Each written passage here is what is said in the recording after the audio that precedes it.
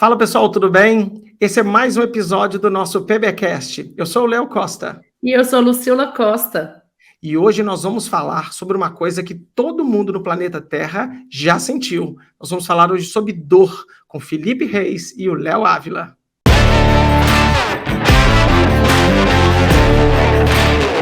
Queridos amigos, eu estou mega feliz, Lu, porque a gente está diante de dois amigos em comum, dois colegas de profissão, duas autoridades no controle da dor e na ciência da dor, duas pessoas que estudaram dor e estudam dor o tempo todo.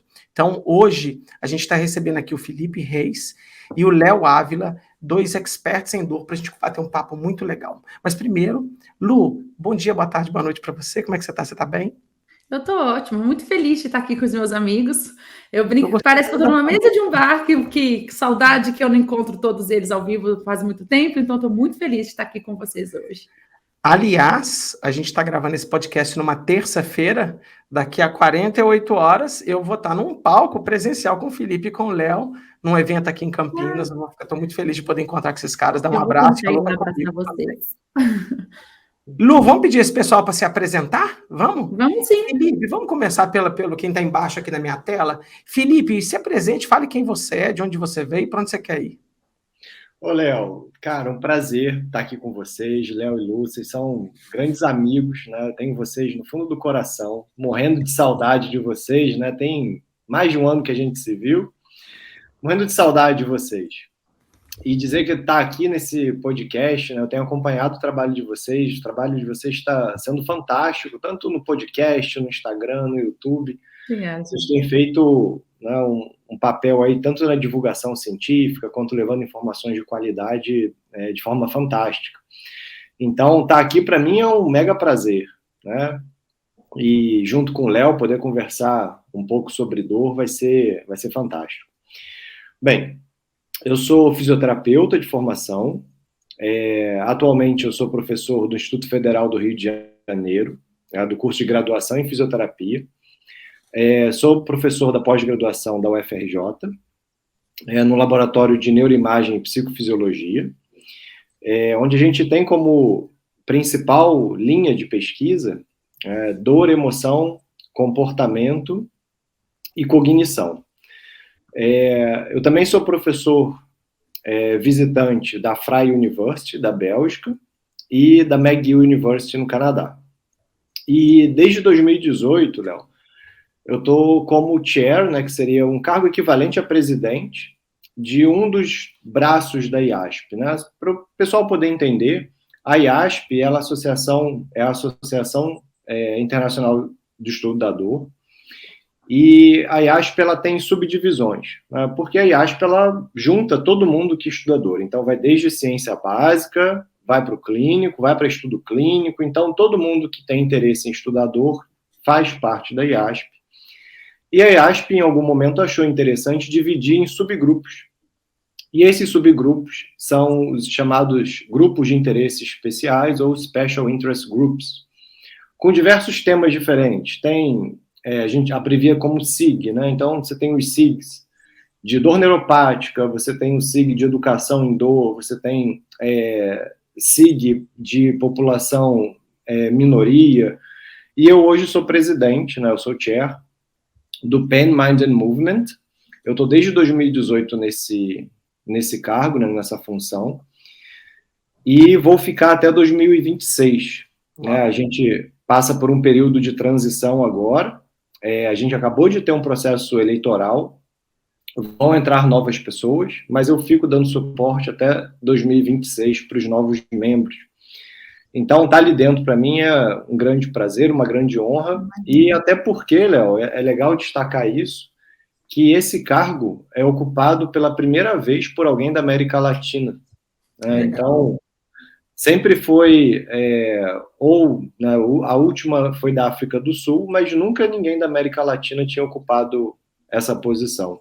Então, eu fico muito feliz de poder estar ali, né, representando o Brasil. Eu acho que o Brasil cresceu muito no que diz respeito a conhecimento sobre dor. Uhum. E eu acho também que a gente não fica muito distante de países desenvolvidos. A gente pode conversar um pouco mais sobre isso no futuro.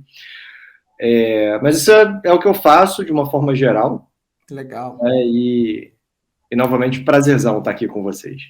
Legal. Muito legal, Felipe. A gente fica muito honrado de ter você nessa posição da IASP, porque realmente é muito legal ver brasileiros entrando em locais que antes a gente não via tanto. E é muito legal ter um pesquisador brasileiro como o Thierry da IASP. Então, a gente fica muito orgulhoso, assim, parabéns.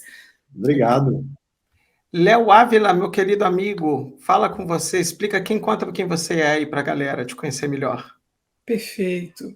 Gente, essa mensagem é especial a quem vai nos ouvir, ou quem está nos ouvindo. Acredito que vocês tenham ideia do prazer que é para o Leonardo estar aqui com Lucila, Léo Costa e Felipe Reis. São 3 profissionais que me ajudaram, né, direta e indiretamente, e ainda me ajudam, né, a me moldar como profissional e pessoa, né, ao longo da minha trajetória. Então, se é um prazer para vocês, organizadores, né, do podcast, nos ter, saiba que o meu prazer, acredito que seja muito maior em ter essa oportunidade. Acredito que muitos um dia, né, desejam, né, ter essa oportunidade, e eu estou tendo. Pois bem, quem sou eu, né? Comumente eu gosto de falar que antes do Leonardo profissional da área da saúde, eu sou uma pessoa, né, um ser humano como todos que estão aqui e todos que estão nos ouvindo. Né? Em relação ao meu lado profissional, eu sou fisioterapeuta, sim, de formação. Estudei na Universidade Estadual de Santa Catarina, o estado que eu resido e atuo atualmente. A mesma instituição que concluiu o meu mestrado, a minha área de concentração foi avaliação e intervenção em neuro adulto. Faz 2 meses e 1 dia que concluí o meu doutorado em neurociências pela Universidade Federal do Estado de Santa Catarina. Basicamente estive nesse laboratório durante 6 anos e meio, um laboratório de neurobiologia da dor e da inflamação no Centro de Ciências Fisiológicas.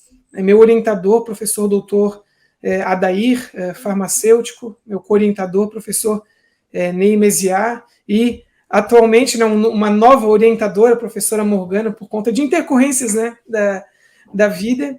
E além desse pequenino braço acadêmico, eu sou clínico, né, então eu atendo diariamente pacientes que, aos meus olhos, são pacientes complexos, né, as mais variadas subcategorias de dor crônica. Então, esse é um pouquinho do Leonardo Ávila. Legal, Léo. A gente tem muito orgulho, eu fiquei muito feliz com o seu título de doutor. Acho que é importante que pessoas façam um braço de pesquisa dentro das suas carreiras e voltem para a prática clínica, né, para tentar aplicar conhecimentos, né, porque às vezes, muitas vezes, os acadêmicos, e talvez eu e o Felipe Alu estamos nesse mundo, eu tô tendo muita dificuldade de entender porque os acadêmicos se trancam tanto dentro da universidade, não conversam com as pessoas, não conversam com os profissionais, não conversam com os pacientes, ou não tocam os seus pacientes. Então, é muito legal ter um clínico aqui com a gente que está no dia a dia na prática clínica e mantendo uma vida de pesquisa, uma vida de estudos. Isso é muito legal, isso é importante para a profissão, isso é importante para a vida das pessoas. Então, Léo, é um presente para a profissão. Obrigado por você estar aqui com a gente. Eu vou começar, Lu, com uma pequena pergunta para o Felipe, porque o Felipe sabe que eu tenho uma piadinha interna com a IASP, que eu falo que a cada 1 ano eles trocam a definição de dor. Então, é muito louco como a IASP, que de novo é a International Association of Studies of Pain, que é a maior, né, é a associação que engloba, por exemplo, a revista Pain, ela está muito ligada à pesquisa, ela está muito preocupada com a dor em todos os seus âmbitos, e as atualizações do que é dor. Eu vim conversando com a Lu agora, Felipe e Léo, no carro, a gente foi levar nossos filhos na escola, eu falei, Lu, quantas aulas você teve de dor na sua vida? Alguém chegou e falou, hoje eu vou te dar uma aula de dor. A Lu não lembrou, né, Lu? Gente, não pode rir da minha cara, tá? Eu acho que a aula de dor que eu tive é a seguinte, dor é um troço que você sente, que incomoda, e depois nós, na nossa formação, a gente foi ensinado a tratar uma coisa que era meio o que é dor. A dor é uma coisa subjetiva que te incomoda, te causa desconforto e tal. Nós não tivemos isso. É até engraçado, né, Léo? Porque todo mundo já experimentou dor. E aí eu fico pensando na época que a gente já... Todo mundo não, né? Mas a grande maioria, vamos falar assim, que a gente sabe que tem pessoas que não sentem dor. Então, eu acho que na época que a gente se formou, era muito fácil assim, nós vamos falar sobre dor. E não precisa falar muito mais além disso. E algumas vezes que se aprofundava um pouquinho, é que se precisava explicar pequenos mecanismos para continuar falando de outras coisas. Mas eram coisas muito sutis, porque subentendia, todo mundo sabe o que é dor, a maioria das pessoas já experimentou dor e vão continuar já falando como tratar. E a gente percebe que, graças a Deus, isso mudou bastante dos últimos anos para cá. Uhum. Filipão, o que é dor? Vou começar bem do básico. Qual que é a melhor definição, a mais contemporânea? Você não precisa saber de cabeça, mas basicamente os conceitos que a IASP explica o que é dor. Léo, eu acho muito legal você trazer essa pergunta à tona, né? Porque a gente fala bastante da definição e a gente sempre critica a definição de dor, né? A definição de dor ela tem duas linhas, né? Então você fala assim, será que a definição de dor ela contempla tudo? Por outro lado, ela é uma definição que ela precisa abranger qualquer tipo de dor para qualquer ser vivo. Então, considerando animal, considerando humano, considerando paciente com déficit cognitivo, criança, neonato. Então, a dor ela precisa ser definida e abranger todas essas categorias, né? Todo esse público, né? Essas populações. De fato, a gente pensar sobre definição de dor, Léo, se a gente for fazer um breve histórico de definição, na década de 40, eu lembro de ter lido um trabalho de um autor chamado Lewis, que ele falava justamente sobre a definição de dor. Ele falava assim, eu não consigo definir dor e acredito que não teria nenhuma utilidade fazer essa definição nesse momento. Tá? Então, isso perdurou, Léo, até 1964, mais ou menos, tá? Com a primeira definição do Mirsky, que depois ela foi meio que assumida pela IASP, mas até então, você observa, de 1940 até 1975, praticamente, até 79, quando saiu a definição oficial, não se tinha uma definição concreta sobre o que era dor. Então, você poderia escrever o seu trabalho, escrever o seu artigo, você dizer qual era a sua definição sobre dor. O que você entendia sobre dor. E em 1975 teve a fundação da IASP, em 79 teve a primeira definição oficial da IASP, e nessa definição a ideia era que, por ter um termo comum, por ter uma definição, que fosse possível que todo mundo falasse a mesma língua. Né? Então, a ideia da definição foi essa. Né? Então, pegando o teu campo, né, se você fosse pensar assim, o que é dor lombar? Cada um poderia definir dor lombar de uma forma diferente. Então, é preciso que você tenha um starting point ali, né? Se, tipo, olha, eu preciso sair daqui. Né? Dor lombar é isso aqui. Fugiu disso, não é mais dor lombar. É a mesma coisa. A dor fugiu disso aqui, não é mais dor. Né? Então, a gente precisa ter esse ponto de partida para que a gente fale universalmente, né, a mesma língua. E essa definição de 79, a gente pensa assim, mas a definição ela foi atualizada em 2020, mas ficou de 79 a 2020 sem ninguém olhar para essa definição? Não, pelo contrário. Essa definição passou por alguns momentos de revisão, na década de 90, e a partir do ano de 2000, surgiram vários autores sugerindo que era necessário rever, porque, considerando o primeiro momento da definição de dor, falava assim, a gente precisa entender e considerar na definição de dor os conhecimentos atualizados sobre dor. E agora, 2020, não fazia muito sentido você ter a mesma definição de 79, quando o conhecimento sobre dor teve um boom enorme. E essa definição ela foi atualizada em 2020, mesmo tendo outras sugestões, inclusive publicadas na PEN, com o pessoal debatendo, e um movimento muito forte acontecendo a partir de 2016, de praticamente todo ano alguém comentar que precisa mudar e sugerir uma definição nova. E em 2020 eles fizeram a atualização para definição de dor, e para quem não conhece, ela é definida como uma experiência sensitiva e emocional desagradável associada a uma lesão tecidual real ou potencial ou descrita nos termos de tal lesão. E, Léo, chama a atenção alguns pontos dessa definição. A primeira delas, que já vem lá da década de 70, é dizer que dor é uma experiência. Quando a gente fala que dor é uma experiência, ela toma um caráter subjetivo. Sabe aquela história que alguém te recomenda, pô, Léo, vai naquele restaurante, aquele restaurante é fantástico. Você pega a luz, vai no dia dos namorados, pega 2 horas de fila, o garçom te atende mal, a comida vem fria, você fala assim, cara, esse restaurante foi uma porcaria. Né? Então, a sua experiência foi totalmente diferente da mesma pessoa que foi naquele restaurante e te recomendou. Então, trazer a ideia de experiência na definição de dor, ela é fundamental para trazer essa ideia de subjetividade e o entendimento que a dor impacta de formas diferentes em cada indivíduo. Né? E ela é sensitiva e emocional. Né? É legal a gente trazer essa ideia, principalmente porque é o campo que eu estudo, né, que é a neurociência das emoções, porque as pessoas confundem, até porque não existe uma definição de emoção, e aí, novamente, a importância de se ter uma definição, não se tem uma definição universalmente aceita sobre emoção. E as pessoas acham que emoção é ansiedade, depressão, estresse, né? Isso tem emoção, mas não necessariamente é isso.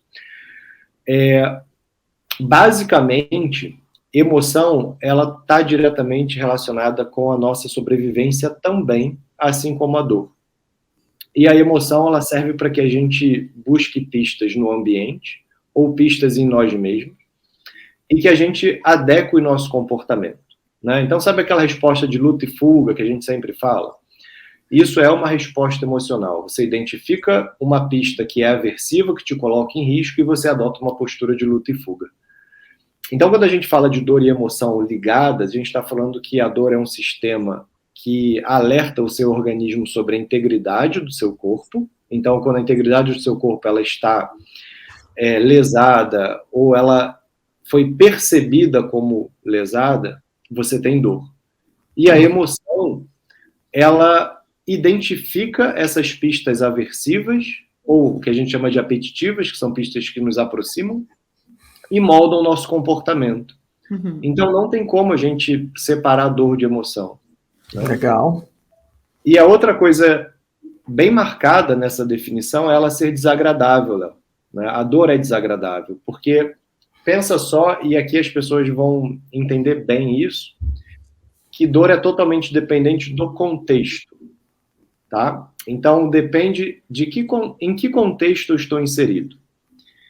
E ela sendo desagradável, eu vou dar um exemplo que eu acho que as pessoas vão entender bem, que é um exemplo que eu costumo usar em sala de aula. Se você pegar pessoas que fazem sadomasoquismo, o que elas sentem no momento, né, da prática do sadomasoquismo não é dor, né, porque ela tem uma sensação de prazer. E essas pessoas, se elas recebessem a mesma chicotada andando na rua, elas iam sentir dor, porque estão fora do contexto sexual, entende? Legal. O contexto, ele tem uma importância muito grande para você perceber dor. E por isso que a gente fala assim, o atleta, ele suporta mais dor. Não, mas dentro daquele contexto, da competição, é justamente a Olimpíada da vida dele. O cara não vai parar porque ele fez um entorse de tornozelo, cara, ele vai continuar correndo, entendeu? Porque dentro daquele contexto, talvez se ele estivesse atravessando a rua, ele parasse, né?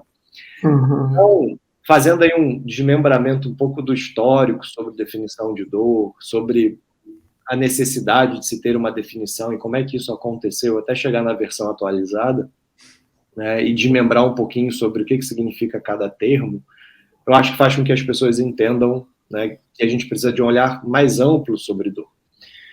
E essa definição ela veio acompanhada por algumas notas, né, porque o processo de criação, e eu vou deixar essas notas, porque o Léo gosta bastante de falar dessas notas, vou deixar essas notas para o Léo comentar. Mas como é que foi esse processo, Léo? Esse processo ele aconteceu num Delphi, tá? Então, um grupo de pessoas fez uma definição de dor e passou essa definição de dor para todos os membros da IASP. Então, quem era membro da IASP podia ir lá e comentar, tipo, não, essa definição aqui está errada, isso aqui não está de acordo com o conhecimento atual, muda isso para isso. Então, isso foi possível de ser feito. E, novamente, né, a gente vê a falta de participação, muitas vezes, do Brasil nesses processos. Os Estados Unidos meio que liderou 70% dos comentários. O Brasil teve 3 participações, né, para você ter ideia. Então, é claro que teve um peso ali, né, de alguns países nessa definição de dor. Mas o processo, ele foi um processo em que foi proposta uma definição, essa proposta foi avaliada por quem queria avaliar, dos membros da IASP, e também apresentada para pacientes. Os pacientes podiam também fazer o comentário em relação a essa definição de dor, até chegar no consenso. E o paper, Léo, de publicação, ele é lindo, porque ele fala assim, durante o processo de desenvolvimento dessa definição, foi sugerido isso, nós não acatamos isso por causa disso, disso e disso. Então, ele vai desmembrando por que certas sugestões não foram incluídas. Acho que agora... Felipe, tem uma parte da definição que eu acho que você não comentou, que me chama a atenção, que é a de lesão tecidual ou potencialmente, é isso? Como é que é a parte? Percebida, né, Léo? Essa é uma percebida. Percebida como lesão. É interessante porque, às vezes, esse pedacinho final aí, foi bom você ter levantado isso, muitas vezes não é explicado para as pessoas de fato não entendem bem. Eu vou usar um exemplo que é mega famoso no estudo da dor, foi de um relato de caso publicado na BMJ em 1995, eu sei esse de um trabalhador da construção civil que ele pisou num prego, né, um prego enorme, de 12 centímetros mais ou menos, esse prego atravessou a bota, ficou atravessado ali na bota desse trabalhador, e ele, morrendo de dor, foi para o serviço de emergência, no serviço de emergência ele foi medicado, ficou 6 horas fazendo medicação intravenosa, e a dor não melhorava, e quando retiraram a bota, viram que o prego tinha passado entre os dedos, né, não tinha tido nenhuma lesão tecidual. E, na verdade, foi a percepção de dano. Né? Então, essa percepção de dano acontece, né, e tem diversos trabalhos que usam isso. Né? Então, por exemplo, tem trabalhos que sugeriram a alguns pacientes que iriam dar choque na cabeça do paciente e ligavam o aparelho fazia barulho, né? E o barulho ia aumentando a partir da intensidade do aparelho, né? Mas não dava choque nenhum. E as pessoas reportavam dor mesmo assim. Né? Então, essa percepção de dano está diretamente relacionado com essa lesão em potencial, quando eu percebo aquilo, né, que o meu corpo, que a integridade do meu corpo está em risco. Né? Ô Felipe, deixa eu te interromper um segundinho. De novo, no carro hoje eu falei para a Lu assim... A gente lembrou desses exemplos, claramente. Eu acho que aquele artigo... Olha que engraçado, né? O Léo que fala assim, cara, o estudo de caso é um tipo de artigo científico que só pode ser utilizado em situações raras ou com apresentações clínicas muito específicas. Mas quando ele atinge esse critério, ele ajuda muito a compreensão de uma doença ou de um fenômeno. Eu estou enganado, esse é o estudo de caso, o primeiro que foi publicado assim, que mostrou que a dor não necessariamente ela é de origem de lesão tecidual, ou ele talvez é o mais famoso, Felipe? Eu fiquei curioso. Porque um cara que não estuda com a profundidade que deveria, que sou eu e a Lu, na hora eu falei com a Lu, tem aquele paper da BMJ que eu prego, eu dava aula e mostrava isso para a galera, os alunos morrem de rir, né, e tudo. E é muito legal esse experimento, e mais, muito legal o cara ter escrito um caso sobre o assunto. Porque isso abriu um horizonte de investigações e pensamentos que a gente não pensaria caso esse estudo não tivesse sido publicado. Eu posso citar um outro também que é bem marcante, Léo. Em 1946 foi publicado um paper, eu não lembro em qual jornal, mas é de um autor chamado Henry Beecher. Ele foi médico no front, né, na Segunda Guerra Mundial. Uhum. E naquele momento havia uma ligação muito grande de que dor e lesão tecidual eram sinônimos, e que quanto maior a lesão tecidual, maior a dor. E ele publicou uma série de casos de pessoas feridas, né, soldados feridos em batalha, com lesões graves. E ele falava assim, gente, estou recebendo aqui uma galera com ferimento grave e eles não reportam dor. Né? Então ele começou a questionar que a relação direta de presença de dor e presença de lesão, aquilo precisava ser revisto. Né? Isso em 1946. Né? E a gente vê que, até hoje, a gente ainda faz essa associação de que dor está relacionada à lesão tecidual.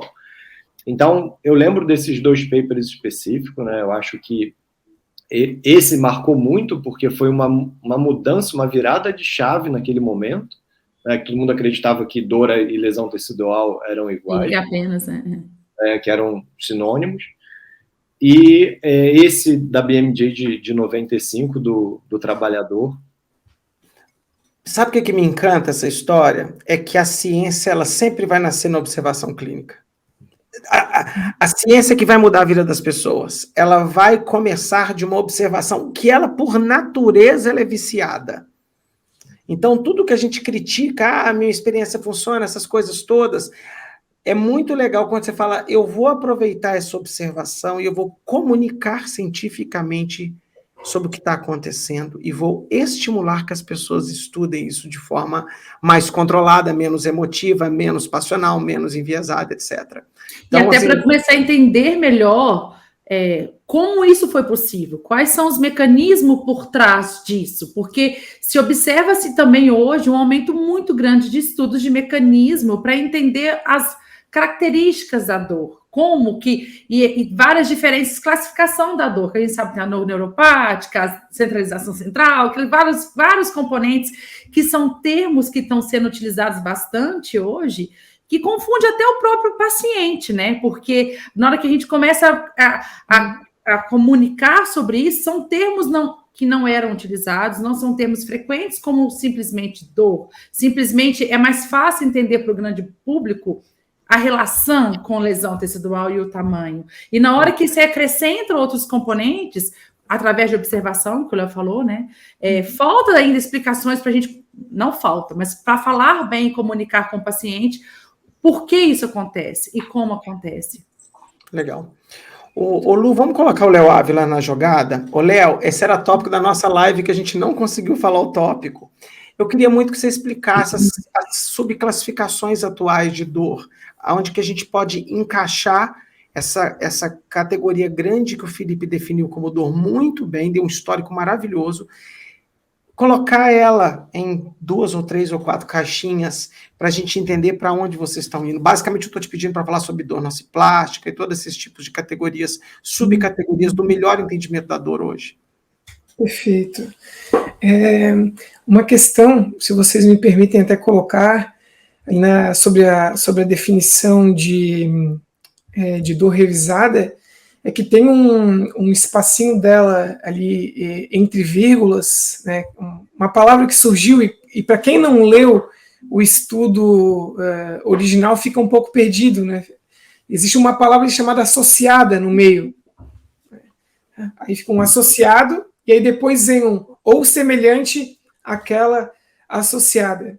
E esse ou semelhante àquela associada entra um terceiro mecanismo neurofisiológico da dor, né, reconhecido pela IASP em 2016. Então, teoricamente, tem-se aquela lesão tecidual real ou potencial, que é a nociceptiva ou neuropática, ou aquela que é semelhante, né, àquela associada a uma lesão tecidual real ou potencial, que é a dor nociplástica. Em síntese, né? Uma dor menos, uma dor mais associada a um processamento disfuncional, digamos assim, do sistema nervoso, e menos associada ao estado do tecido onde dói.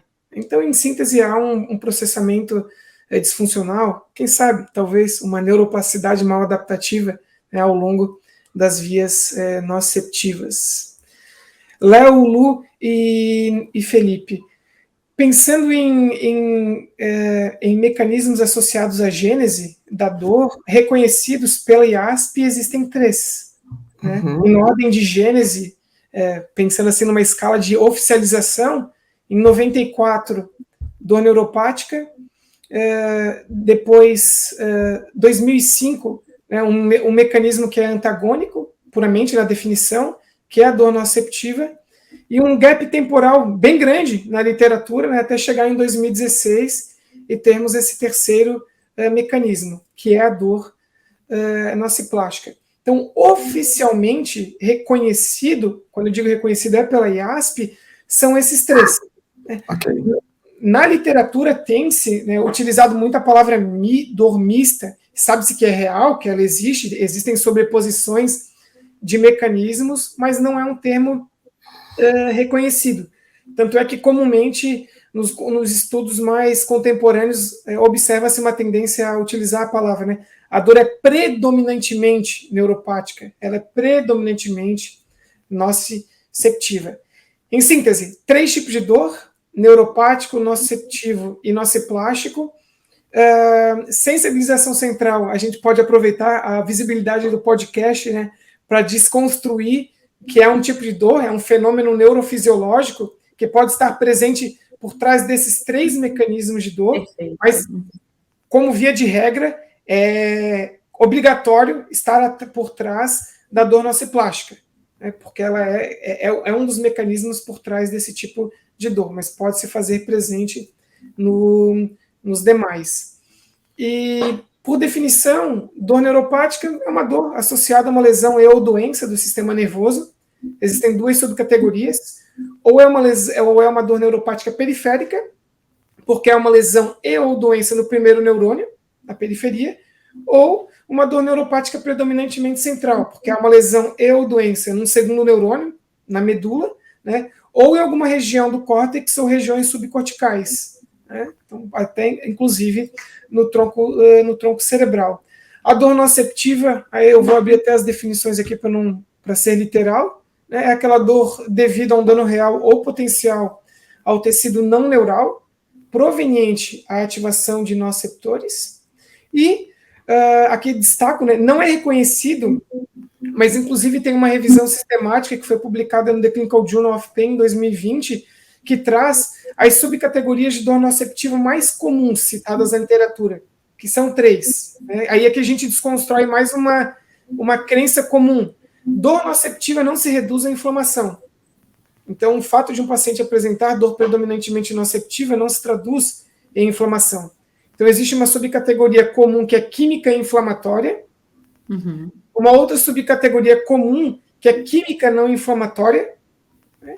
E uma outra subcategoria que a gente chama de mecânica ou manutenção tissular. É deformidade de uma proteínazinha que tem ao redor do nociceptor que, se você pegar e estirar o dedo, ficar muito tempo na mesma posição, pode incomodar. Não tem lesão, não tem inflamação, mas pode doer. E, por fim, a dor nociplástica, né, que apenas aos que destrincham a definição de forma atenta, né, conseguem identificar as 2 subcategorias, que está dentro de uma única definição, né, que é a primeira parte, a dor nociplástica, que teoricamente a gente pode chamar de verdadeira, que é definida como dor em decorrência de alterações na nocicepção, apesar da ausência de evidência de dano tecidual real ou potencial, causando a ativação de nociceptores periféricos. Aí vem um ou. A partir do ou, é algo que muita gente se confunde. Existe dor nociplástica com dano tissular detectável. E aí é aqui que ela entra. Ou de evidência de doença ou lesão do sistema nervoso somatosensorial causando dor. Então, não são vocábulos reconhecidos, tá? Mas a primeira a gente pode chamar de dor nociplástica verdadeira e a segunda de aumentada ou sobreposta, com base no estudo que foi publicado em 2021, né, que são, até então, mesmo com falhas, os únicos critérios para tentar discriminar a dor nociplástica na clínica. Então, pode ser uma possível ou provável dor nociplástica com base nessa, não apenas isso, né, mas nessa fragmentação. Ô, Leoção, você pode ir para o nosso podcast, ele tá passando por um momento engraçado, ele é jovem, e ele tem muitos profissionais de saúde, mas tem paciente também. Tá bom. Pessoas curiosas que estão aqui. Dá um exemplinho de dor nociceptiva, nociplástica e neuropática. É isso que eu ia falar. O nome de uma doença, só para a galera entender. Até tentar, é muito legal isso, assim, porque olha como a definição ela é complexa, né? O Felipe falou de um histórico muito legal, e aí veio o Léo e construiu as subclassificações, e por trás disso, se o Léo for deixar, tanto o Felipe ou o Léo falarem, existe uma teorias por trás que ainda explica que são termos que são bastante utilizados, mas que já é difícil para o clínico entender, porque a gente falou no início que não há formação dos profissionais de saúde em relação a esses termos, e eu vejo na fala dos dois, de alguns termos ser bem recentes, né? Publicados em 2020, 21, né? 18, 19, são termos ainda recentes.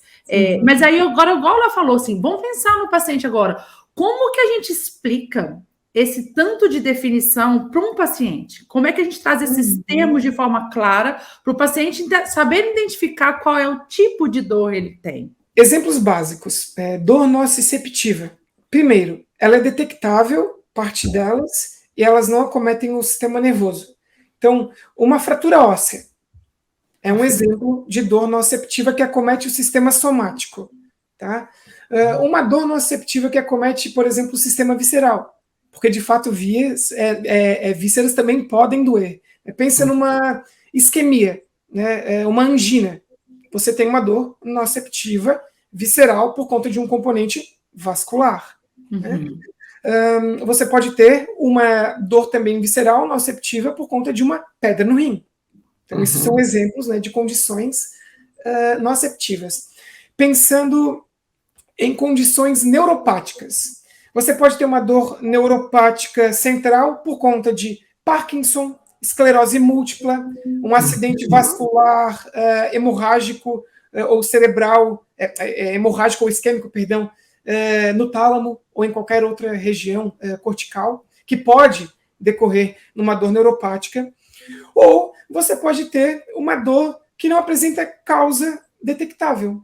Né? O clássico, que é a dor, é um tipo de dor generalizada. Fibromialgia é um exemplo.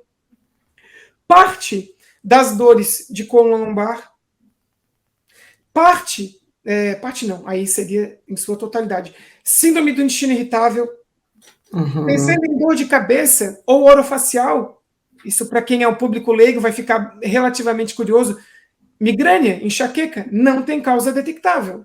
Tanto é que a abordagem é voltada ao sistema nervoso. Primeira linha de tratamento, segunda e terceira são fármacos que comumente atuam no sistema nervoso central. Um outro tipo de dor de cabeça, né? Dor de cabeça do tipo tensional, parte das dores na articulação temporomandibular, parte das dores crônicas pélvicas de causa não detectável. Então, esses são exemplos de dores primárias, né, na qual o mecanismo neurofisiológico predominante é o nociplástico. Em síntese, não há uma causa prévia detectável. Contudo, dói, é real e não é coisa da cabeça do paciente. Adoro. Boa, Léo. Cara, eu anotei aqui na minha pauta. A coisa que mais me irrita no estágio, eu sou professor de estágio prático dos alunos, e os meus alunos, não estou falando dos meus pares, não, tá? Não é uma crítica aos meus amigos, mas os alunos chegam assim, ou a dor, fisioterapeuta, ou a dor tem causa, ou é uma doença psiquiátrica. Isso é muito louco desconstruir isso. E quando você vai conversar com alunos de medicina, eles pensam a mesma coisa, você vai conversar com alunos de enfermagem, eles acham a mesma coisa. Isso é coisa da sua cabeça. E eu falo, cara, você tá achando que ele tá mentindo, que ele tem dor? Porque fica complicado. Eu brinco muito, né, nas aulas de PBE, eu tenho falado muito assim. Aliás, falarei isso quinta-feira na nossa palestra. O cuidado precede a evidência. Cuidar do paciente precede a tríade da prática baseada em evidências. E a primeira coisa que você tem que fazer é olhar para os olhos do paciente e acreditar naquilo que ele está falando. Porque se você achar que você está diante de um doente psiquiátrico e não levar a sério a dor dele, você está diante de um dilema grave ali, né? E você não vai conseguir entender a dor dele. Então, o que você está explicando é que grande parte desses pacientes, eles têm um componente de dor mais de ordem nociplástica. E é por isso, e essa dor é real, apesar da gente não conseguir detectar muito bem a causa dela. Exato. E essa frase, né, eu fico pensando, né, ela deveria ser abolida da prática clínica, né, de falar a dor está na sua cabeça. Porque, na minha visão, começaram a se identificar novos processos e caminhos e explicações da própria definição do que é dor, e estudos foram surgindo.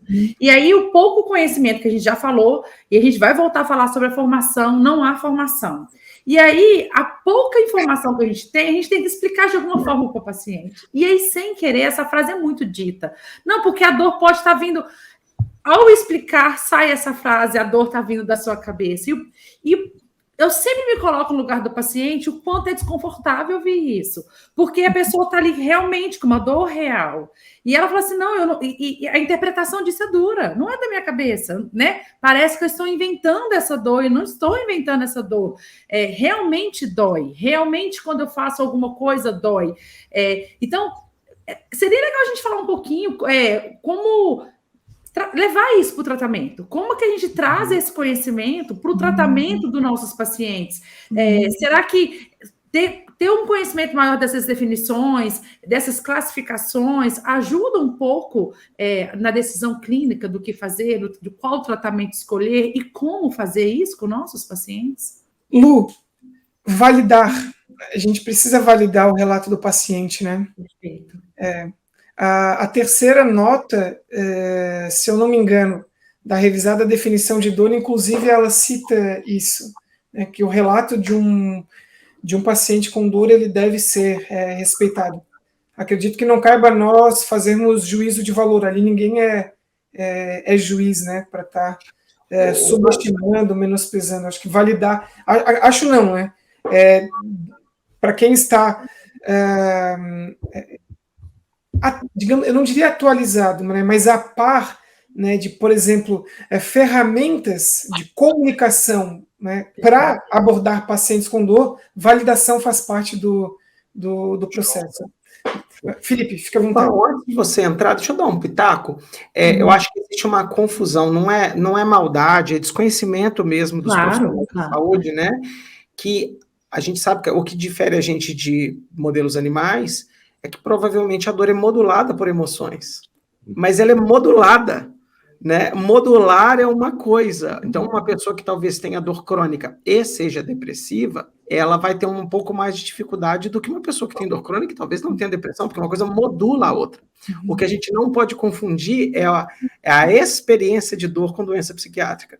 Eu acho que é diferente de falar modular, né? Entre essas duas pontas tem uma coisa no meio, e falar que não, essa dor é causada por isso, o que é problema também. Então, Felipe, se você quiser debater um pouquinho, né? Uma vez que a gente colocou nessas 3 caixinhas, se essa descoberta ela ajudou os profissionais de saúde, seja eles qualquer que seja, né, que tratam pacientes com dor, como ajudar mais um grupo ou outro.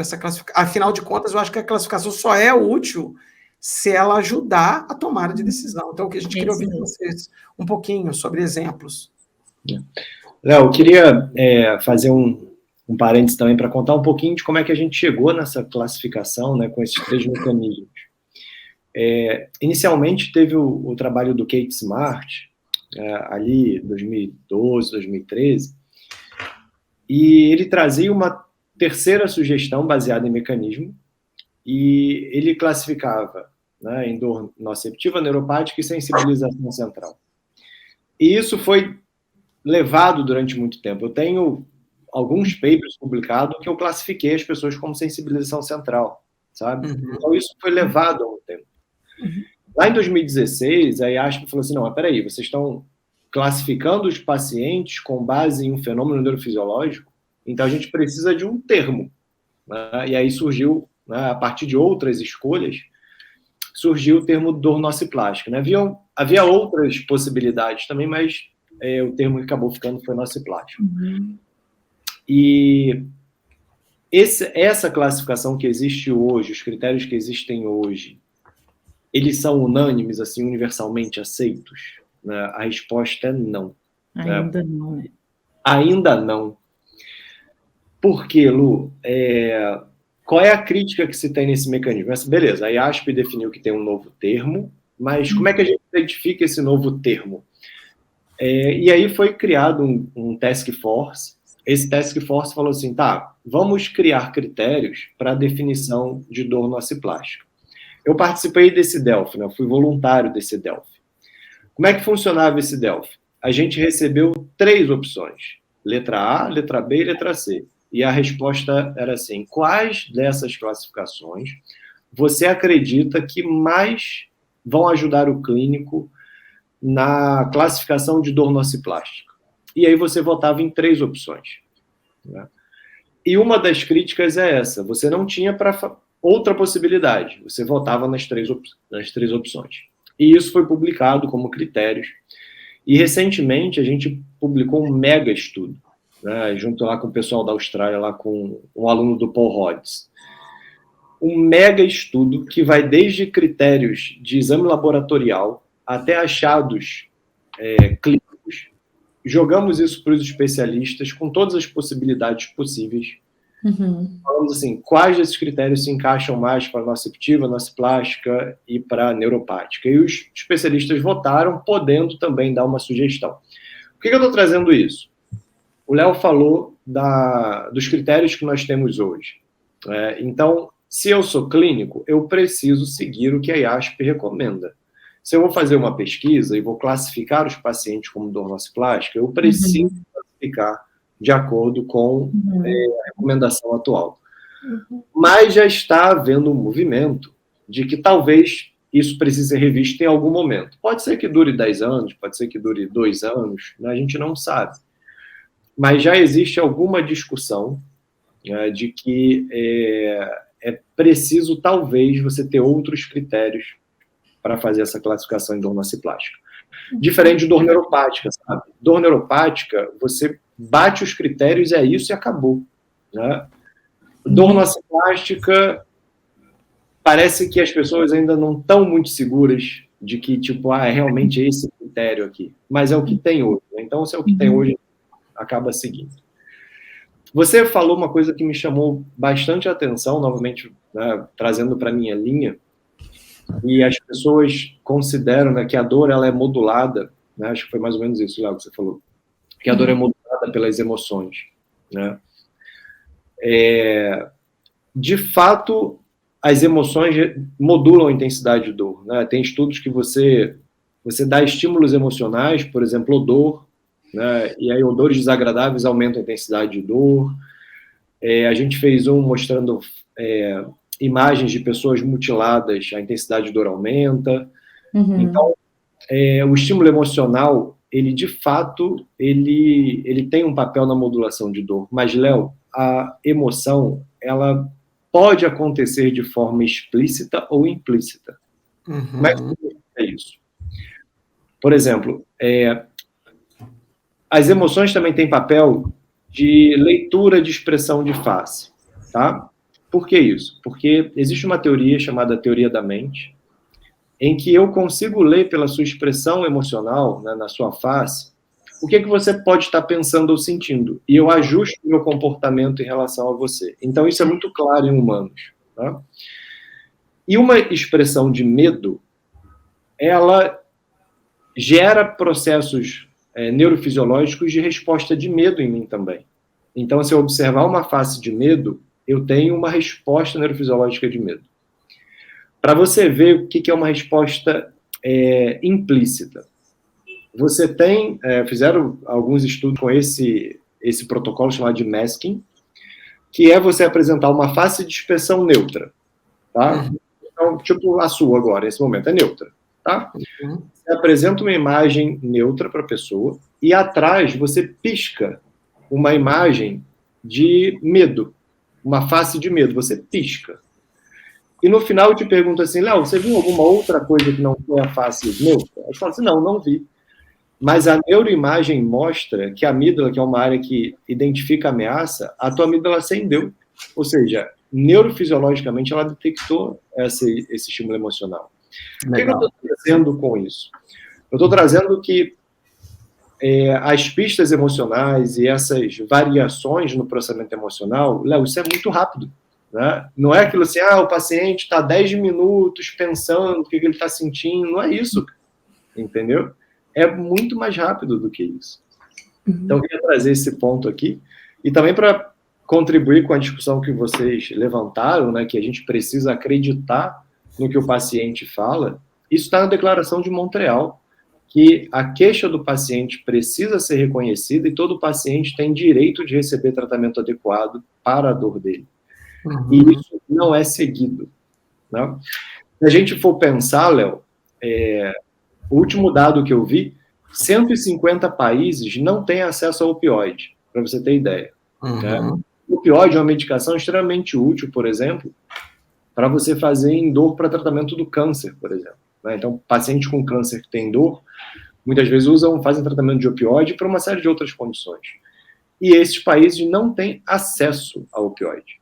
Né? Então, existe, de fato, uma discrepância na oferta de tratamento, na oferta de medicação no mundo.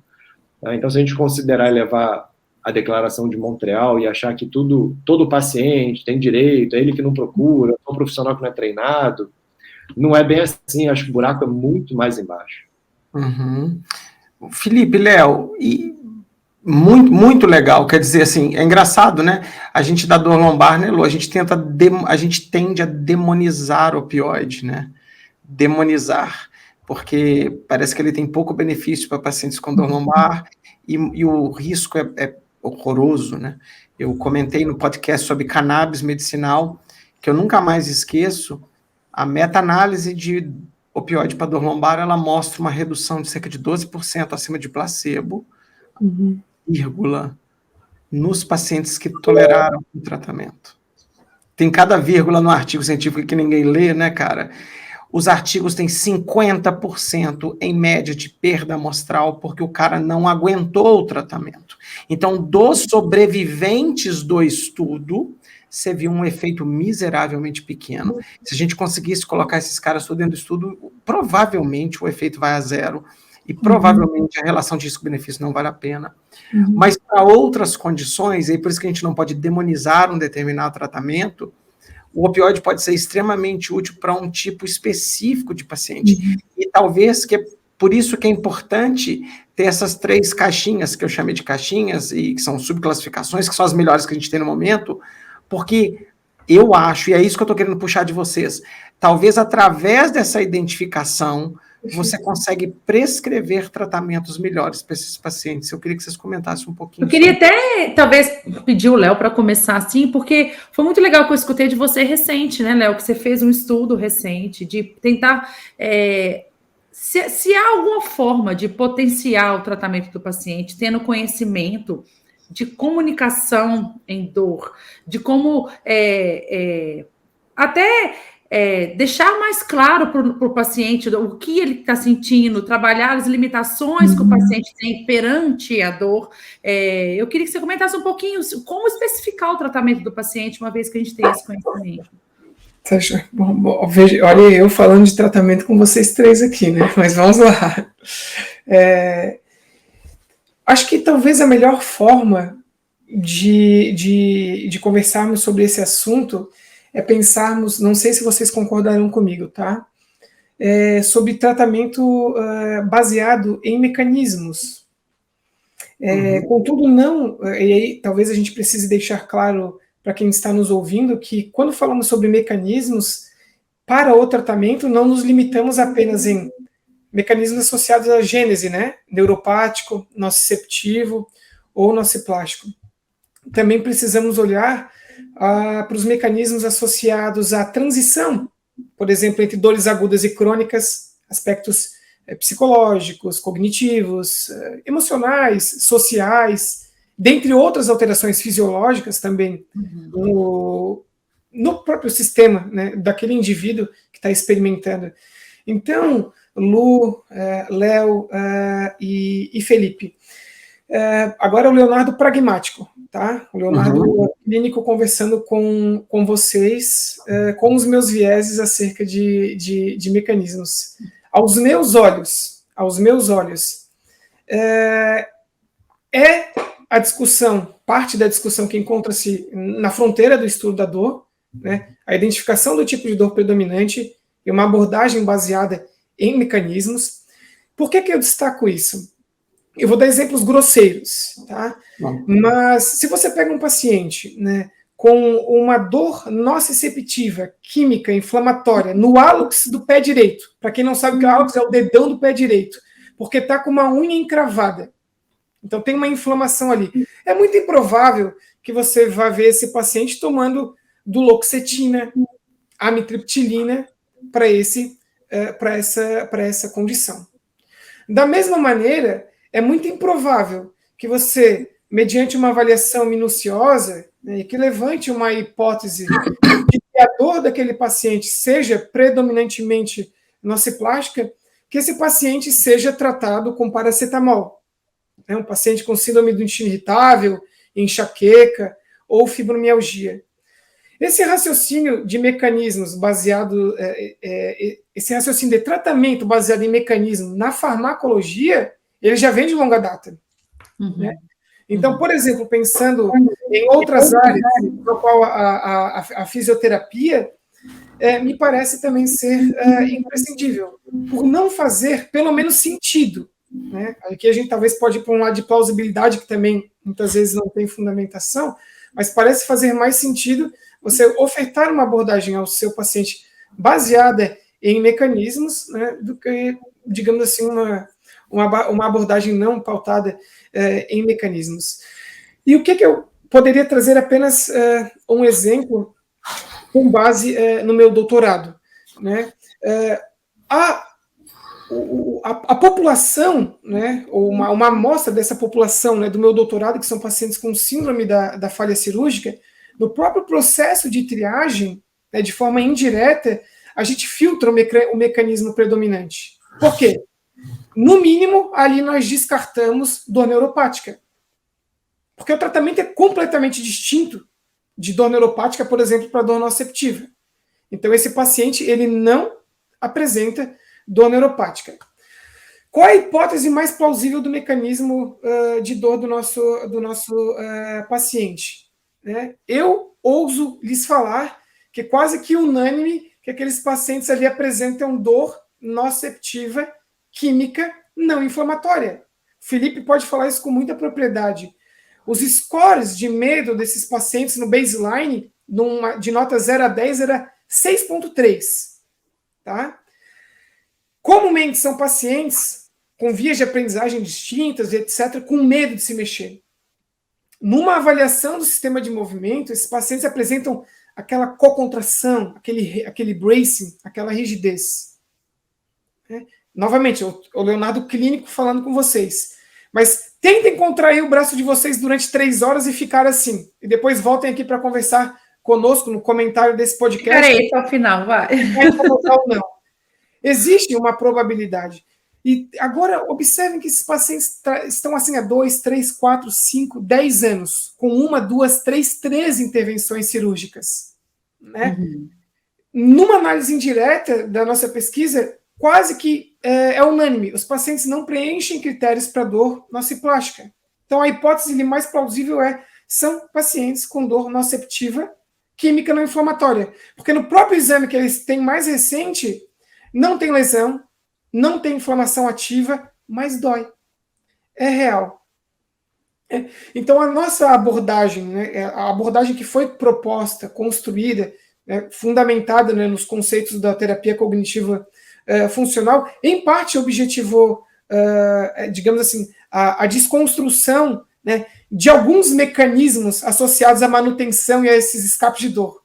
Medo de movimento, catastrofização, da dor em especial, destaco esses 2 desfechos secundários que eram os mais evidentes e que foram os que modificaram mais, bem como algo que nós não mensuramos, mas que eu posso lhes falar aqui de forma indireta, com propriedade. São pacientes, ou eram pacientes, que se moviam diferente. E as próprias alterações no sistema de movimento também podem ser, ou são mecanismos que também não deixam a dor ir embora, que auxiliam na transição entre dores agudas e crônicas, que auxiliam em escapes de dor, em escapes de perda de função, em escapes de aumento da incapacidade, e por que não, de sofrimento, né, e também do espalhamento da dor. Então, para eu não me estender, o Leonardo clínico, mas também não fugindo da ciência. Eu acredito que estejamos aqui em paralelo. Acredita que seja válido desde o processo de estudo ao emprego da ciência na clínica, que é o primeiro passo, é a avaliação. Uhum. Posteriormente, para o tratamento, né, tentar fazer esse screening, detectar os mecanismos, né, subjacentes à experiência daquele paciente e aqueles que são identificáveis e modificáveis, oferte, né, a abordagem mais efetiva. Ô, Leoção, deixa eu te dar um complemento aqui, deixa eu te dar uma posição de quem está estudando muito sobre evidência. Tá bom. Não é errado pensar sobre mecanismo. Eu acho que a gente demonizou de novo, a gente demonizou um termo que não deveria ser demonizado. Na minha cabeça, eu estou tentando lembrar agora da introdução do meu doutorado, tá? Eu comecei meu doutorado em 2005, provavelmente antes de todos vocês aqui. Na minha introdução está escrito assim, exercícios de controle motor deveriam ser mais estudados, primeiro, porque possuem uma boa plausibilidade biológica. Concorda? Então, agora, uma vez tendo uma boa plausibilidade biológica, temos que colocar sob prova no estudo para saber se aquele mecanismo de fato está atuando onde a gente quer que atue e as respostas venham da forma que ela atue. Uhum. Assim, a gente tem que tomar muito cuidado com o negócio. Só o pensamento mecanicista, o pensamento baseado em evidência. Aí fica parecendo que o pensamento baseado em evidência eu dou um foda-se pro mecanismo. E eu não tô nem aí o cara agora fratura, tem uma fratura exposta do fêmur, e eu não preciso mais unir as pontas dos ossos e estabilizar o foco de fratura, porque eu não preciso me preocupar com o mecanismo mais. E não é bem assim. Então, Léo, eu acho que você não precisa ter nem um pouco de desconforto com o que você falou. Ele está classificado dentro de caixinhas, de categorias, que faz total sentido. Então, toda hora que você fala, esse cara não é inflamatório, eu falo, bom, então talvez um anti-inflamatório não seja um fármaco de escolha para esse cara. Diferente do tiozinho da unha encravada, que talvez a opção seja, primeiro tirar, né, essa compressão tecidual, talvez utilizar mecanismos de redução de inflamação. Isso não é pensamento mecanicista do ponto de vista do mal, ou do ponto de vista pejorativo, tá, Léo? Por favor. O que eu acho que a gente tem que sempre pensar é assim, existem coisas que funcionam, mas a gente não sabe o mecanismo ainda. Aí eu sou um eterno defensor da acupuntura. E a gente assume a nossa ignorância e fala assim, cara, quando eu boto nesse algo no conversa placebo, eu tenho um efeito legal aqui, mas eu não faço a menor ideia do que essas agulhas estão fazendo no corpo dessa pessoa. Aliás, os neurocientistas têm uma opinião, os asiáticos têm outras, então talvez tenha um monte de mecanismo, talvez não nenhum deles. Então, cara, eu acho que o que você falou é exatamente o que um clínico deve fazer. Ainda mais, Leonardo, porque você tem muita bagagem de leitura de ensaio clínico e que é meio óbvio, se eu tenho um potencial fator de risco, um fator prognóstico de piora, e que ele é modificável, eu acho que você tem que atuar, cara. Tem que atuar. Entendeu? Então, assim, eu acho que sua explicação ela é altamente baseada em evidências. E, de novo, eu estou usando esse termo de podcast aqui simplesmente para a gente também falar assim, cara, mecanismo é importante sim, cara. Nós estamos acabando com a Covid porque a gente descobriu o vírus, a gente descobriu como é que ele funciona, e a gente criou um fármaco para ele não fazer tanto estrago no nosso corpo. Isso é tudo mecanicista. O que a gente tem que tomar cuidado é que a gente não sabe o mecanismo de tudo. E você, de novo, Léo, como bom clínico e bom cientista, você falou, por exemplo, do nosso plástico. A gente sabe que o cérebro desse cara está com alguma... existem neuroplasticidade acontecendo ali, a coisa está meio zoada. Mas a gente não sabe entender bem as causas. E isso é uma baita lição de humildade, de falar assim, eu entendo parcialmente o mecanismo, ou pior, eu entendo a repercussão disso, mas eu não sei bem por que isso causou. E esse debate é muito gostoso, e a gente só está usando a dor aqui como exemplo, mas eu acho que se a gente tivesse um gastroenterologista aqui, um pediatra, a gente achar um monte de coisa que a gente faz baseada em mecanismo, que faz muito sentido, e que os estudos vêm comprovando que elas podem ser úteis ou não. Essa é a minha opinião, assim, sabe? Desculpa, eu queria botar, porque eu aproveitar esse momento para não... acho que o podcast é um ótimo momento de falar profundo, da gente não ficar demonizando as coisas. Né? Léo, deixa eu fazer um parênteses aí também, e contribuir para essa discussão, que é o seguinte, né? A gente, né, você falou de condenar, né, as causas, né, os mecanismos, na verdade, e a gente também condena, de um tempo para cá, passou-se a condenar o modelo biomédico. No entanto, Léo, o meu ponto aqui é o seguinte: a gente sai de um modelo, de uma caixinha, tá? De um modelo biomédico, para entrar numa outra caixinha chamada modelo biopsicossocial. Que as pessoas Tá com um pouco bio, né, Felipe? Oi? Tá virando meio biopsicossocial, né? De novo, ela meio que o biopsicossocial tem pouco bio. É isso que você está querendo dizer? Não, Léo, não é nem isso. Eu estou querendo dizer o seguinte: a gente saiu de uma caixinha e começou a falar assim, não, a gente tem que olhar a dor como dentro do modelo biopsicossocial. No entanto, a gente não sabe o que é o modelo biopsicossocial. Essa a minha questão o tempo todo. É isso. Porque, beleza, talvez fatores biológicos a gente entenda bem, né? O paciente tem uma fraqueza, o paciente tem um processo inflamatório, a gente talvez conheça mais porque tem mais tempo de estudo sobre isso. Agora, quando a gente olha para o psico, se a gente fosse pensar assim, vamos lá, vamos enumerar o que a gente acha que é psico. Ansiedade, depressão, catastrofização, medo, medo, né? Mas será que é só isso? Né? Percepção de estresse, outras situações que muitas vezes não são consideradas nem no clínico e nem na pesquisa. Teve uma pesquisadora da Austrália que levantou esse ponto e falou assim, tá, o bio, né, nos estudos que se tem sobre, se eu não me engano, dor lombar, ou sobre estudos de dor que falaram de modelo biopsicossocial, os autores falam que eles vão falar do modelo biopsicossocial. No entanto, é extremamente limitado. O psico é limitado a esses fatores que a gente falou aqui. O social, quase ninguém sabe o que é. Já ia falar. É quase nada mencionado. O social mencionado, Léo, para você ter uma ideia, muitas vezes é relação interpessoal. Relação com o trabalho. E relação com o trabalho. Se está aposentado, se está recebendo benefício, não está recebendo benefício. E acabou o social. Sabe? A gente acabou de escrever um paper, Léo, que uma banca, a gente até chegou a comentar isso numa banca, sobre a influência de cultura. Né? Só para você ter uma ideia de que a cultura em nenhum momento é vista dentro desse modelo. Por exemplo, culturas latinas, muitas vezes atribui-se ainda que a dor é uma penitência que a pessoa está pagando por Deus. Deus quis dar essa dor para essa pessoa tem que enfrentar, né? Então, algumas culturas ainda trazem isso. Então, a gente desconhece, inclusive, a definição de cultura, que existe uma definição, mas quando a gente olha para os estudos, cultura significa raça ou país, né? No entanto, cultura ela é um nicho extremamente pequeno e que é modificável. Tá? Por exemplo, eu sei da história do Léo lá, que na época de adolescente, que ele era roqueiro, metaleiro, hoje em dia não é mais. Né? DJ, Felipe. Eu fui DJ, aqui agora. Vai ficar legal. Então, ele, na adolescência, ele tinha um tipo de cultura que hoje ele não tem mais, ele mudou. Não. Pai de família, então, você escuta galinha pintadinha. A cultura é mutável e a gente não conhece muito sobre os efeitos da cultura na dor. Né? Então, é muito ruim, e esse é um cuidado que a gente precisa tomar. Sair de uma caixinha e entrar em outra caixinha. Tá? Esse é o primeiro ponto. E eu costumo falar o seguinte, também para os alunos na graduação.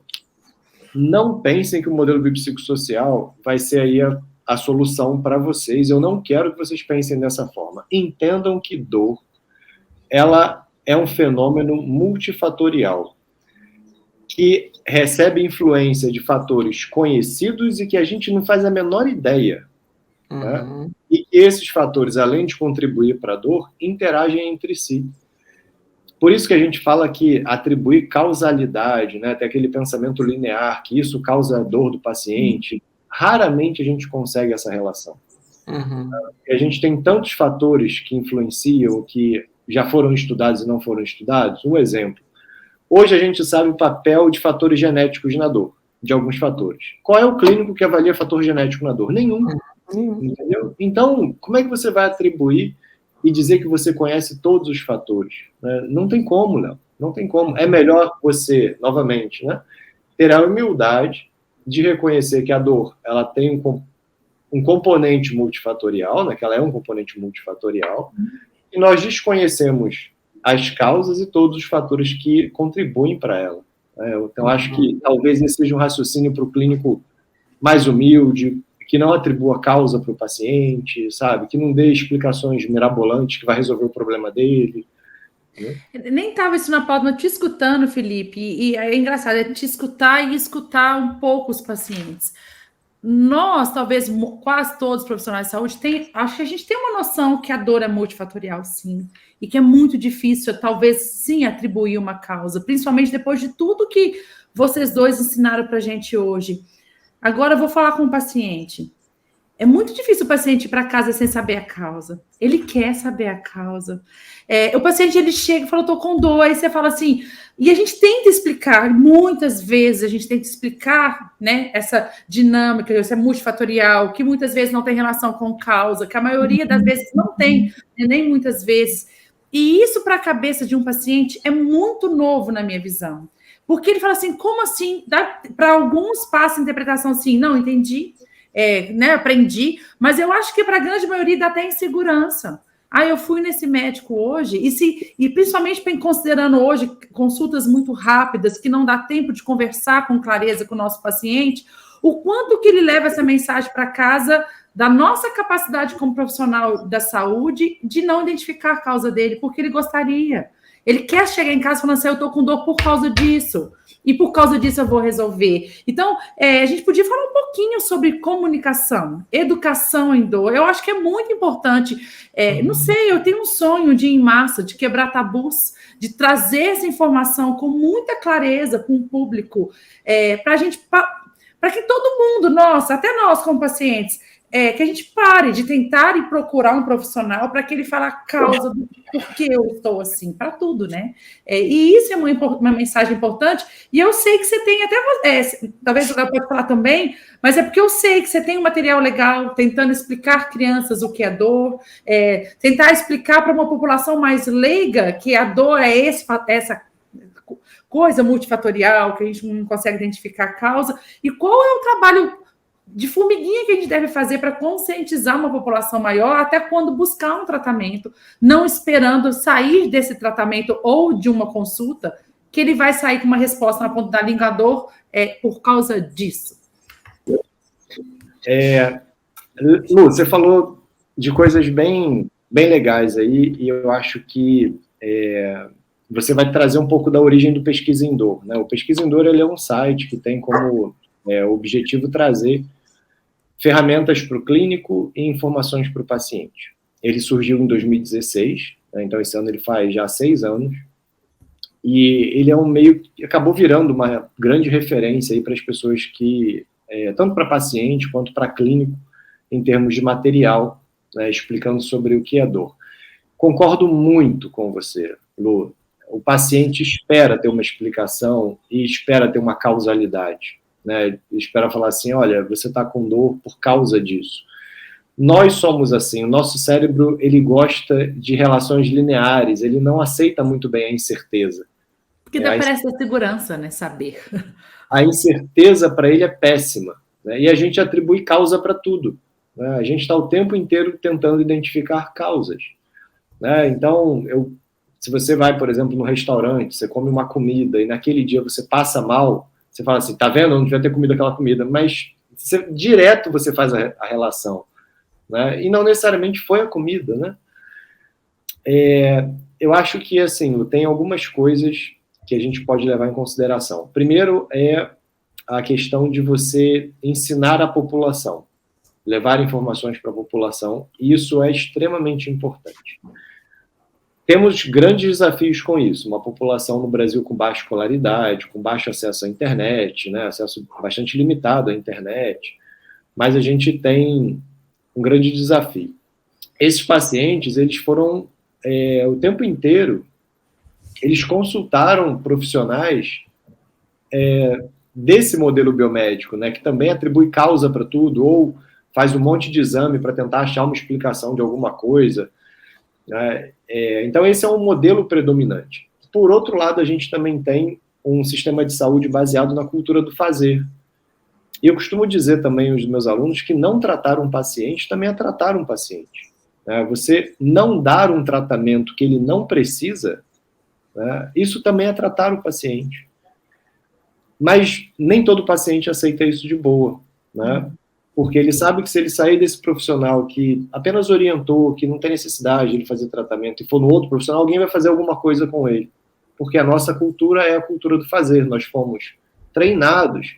Se o paciente está na nossa frente, eu tenho que fazer qualquer coisa com ele. Né? E isso dá muita abertura aos charlatões. Porque eles vão fazer. Eles vão fazer algo e vai responder para o paciente, eu sei a causa. Isso, exato. E aí, assim, o que a gente tem hoje no Brasil? A gente publicou recentemente a avaliação das informações, né, um estudo sobre as informações de sites oficiais. Então, sobre dor lombar especificamente. Eu adoro essa pesquisa. A gente entrou no site do Ministério da Saúde, site de sociedades médicas, sociedades de fisioterapia, associações. Então, nos sites oficiais, nós identificamos todas as informações, fizemos download de tudo, fizemos um estudo qualitativo de tudo e também quantitativo em relação, por exemplo, se eles aderiam ou não aos guidelines de tratamento para dor lombar. Léo, o que a gente viu, sabe, site oficial recomendando erva do diabo, repouso, sabe, uma série de tratamentos sem respaldo nenhum. É triste, né, Felipe? Com informações que muitas vezes confundem mais. E aí surgiu uma outra dúvida, após esse estudo que a gente viu que a qualidade das informações, né, elas não são confiáveis, ou seja, os pacientes não podem confiar nas informações provenientes de órgãos oficiais, né? Então, assim, se eu sou paciente, eu tenho alguma instrução e falo assim, cara, eu tô com uma dor lombar aqui, eu vou entrar no site da Sociedade de Ortopedia, ver o que eles recomendam para dor lombar. Cara, e você vai lá, aquilo não segue as recomendações atuais, né? Então... Como que acredita no pesquisador, então, que ele não é nada oficial? É difícil, E aí, Lu, a gente pensou assim, tá, mas... a gente viu o site oficial, né? População, o que a população faz? Ela entra no Google, digita lá, dor lombar. A gente acabou de fazer isso, esse trabalho está em revisão na Fisioterapia. Nós olhamos 5 páginas do Google, né? Então, assim, a gente entrou, foi baixando cada uma das informações de 5 páginas do Google, porque a gente acreditou que o paciente não iria além de 5 páginas. E o que a gente viu? Os sites que também não são oficiais são tão ruins quanto os sites que são oficiais. Então, o cara não tem para onde buscar informação sobre dor lombar no Brasil, cara. Não sabe? Tem. Ele não tem onde achar uma informação confiável, tipo, eu posso confiar nisso aqui. Felipe, só dá um parênteses, assim, isso me marcou muito, que foi muito. Quando eu publiquei, que eu fiz parte, né, daquela publicação daquela série da Lancet de dor lombar, aquela série da Lancet deu uma mídia mundial muito grande, né? Ela saiu em todos os jornais, TVs, falando sobre os tratamentos inadequados que pacientes com dor lombar estavam recebendo. E eu tive a oportunidade que eu fui a representante da parte Latinoamérica, né? Então, eu que ajudei a dar notícia aqui no Brasil. E eu fiquei muito feliz de vários canais de comunicação falando dos tratamentos inadequados. Passaram-se um ano. E me marcou que quando a rede social me relembrou que tinha um ano daquelas publicações que eu repostei na rede social, apareceu na mesma mídia tudo aquilo que a mídia tinha falado que era inadequado fazer, que chamou a atenção da população, eles estavam postando que deveria ser feito depois de um ano. Então, olha como que isso é confuso. Os sites oficiais não ajudam e os canais de comunicação, eles até alertam de vez em quando as pesquisas saem. Mas eles mesmos entram em contradição e publicam de novo assim, eu preciso de uma pauta fria, então vou publicar para fazer sim cirurgia, para fazer sim tomar medicamento, em condições que não precisava. Então, assim, é muito difícil alguém realmente buscar uma informação precisa. Então, assim, quando a gente pensa no nível populacional, a gente tem informações de qualidade muito ruim, né? É claro que isso varia de país para país, né? Mas parece que a maior parte dos países não tem informações confiáveis sobre dor lombar, no caso. Dos estudos que eu tenho acompanhado sobre o mesmo tema, né?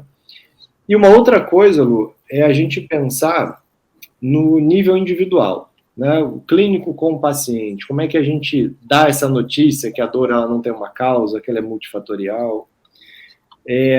O que geralmente a gente faz, eu faço isso no estágio com os alunos, e que nem sempre significa que você precisa fazer isso para todo paciente no primeiro momento. Porque você também, em relação à comunicação, você precisa saber o quanto esse paciente está aberto a te ouvir. Perfeito. Tá? Se esse paciente ele não está aberto para te ouvir, se você falar que a causa da dor dele não é aquela hérnia de disco, você vai perder esse paciente não vai te procurar, vai te chamar de maluco, entendeu? Vai falar assim, tá, mas eu tenho a hérnia de verdade. Né? Então você precisa meio que sentir se esse paciente está aberto para uma nova informação. E eu costumo dizer para os alunos que você só quebra uma crença quando você coloca aquela crença em dúvida. Quando dá aquele insight assim, fala, putz, cara, nunca tinha pensado nisso. E aí o cara parece que vira uma chavinha que ele fala assim, cara, isso aí que você está falando faz sentido. Perfeito. Eu brinco aqui em casa que eu falo assim, Léo, eu só gosto de conversar com certas pessoas quando eu percebo que o canal está aberto. Uhum. Não é? Exato. Porque se o canal está fechado, você pode falar que não vai ser absorvido nada. Exato. Porque assim, na nossa anamnese, a gente costuma identificar fatores que contribuem para a dor de uma forma geral. Tipo, o paciente é sedentário, o paciente dorme mal, o paciente tem nível de estresse super elevado. E você anota isso, tá? Caso esse paciente esteja aberto, eu costumo desenhar isso, às vezes, na mão mesmo ali com ele. Fala assim, olha, tá vendo? Aqui no centro é a sua dor. Você dorme mal, não dorme? Durmo. Isso influencia a sua dor. Eu boto uma setinha. Você se sente estressado. Sinto. Isso aqui influencia a sua dor.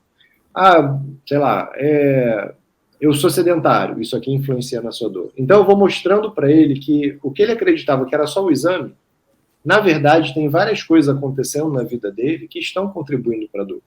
Uhum. Mas isso é importante de você fazer no momento que você perceber que esse paciente está aberto.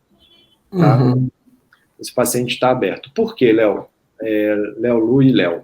Se a gente vai propor mudanças na vida do paciente, por exemplo, olha, a gente vai criar aqui uma estratégia para você melhorar o seu sono. Se esse cara não estiver aberto para melhorar o sono, não adianta você querer mudar. Não adianta você falar assim, olha, você tá do peso, você precisa fazer exercício físico. O cara, não tô nem aí para exercício físico, tô bem aqui, tomando cerveja aqui, né, comendo churrasco pra cacete, tô nem aí, né? Quero saber de exercício. Então, ele tem que reconhecer o problema e estar motivado para mudar. Né? E muitas vezes, como eu falei, o paciente ele chega para a gente esperando que ele vai deitar na maca e alguém vai resolver o problema dele. Uhum. Né? Você vai tirar a dor com a sua mão. Exatamente. E aí, né, Felipe, de novo, eu conversei com o Léo algumas semanas atrás no Instagram. Comportamentos são difíceis de mudar. Isso é uma coisa que a gente precisa treinar mais. Às vezes você sabe o que deve ser feito, sabe? Mas a gente não faz. Eu posso dar uma sugestão? Deve. O Léo Clínico. Que na realidade eu vou parar de fazer isso, porque essa dicotomia não existe, né? Mas eu estou enxergando dois Léo aqui do meu lado. São os olhos do dia a dia. Tendo em vista essa multidimensionalidade, né? Ou quão multifatorial é a dor, de fato, para quem está tentando se envolver ou entender o estudo da dor, até entender o raciocínio do podcast, para quem tem um conhecimento diminuído, fica complicado. Mas existe um passo a passo didático. Né? Ele tá aqui, ele habita aqui no meu lado. Ele é mais ou menos assim. Isso para profissionais da saúde. Mas até o ser humano na condição momentânea de paciente, porque ninguém é paciente a vida inteira, né? Você pode até ter um rótulo diagnóstico, mas você tem o seu momento de paciente e o momento de ser humano. Então, para quem está naquela condição momentânea de paciente e para o clínico, existe o primeiro degrau, que na realidade é o térreo, não há degrau. Você só aborda uma condição se tem um mínimo de conhecimento necessário sobre ela. Então, a meu ver, isso é um requisito mínimo. Então, não tem como.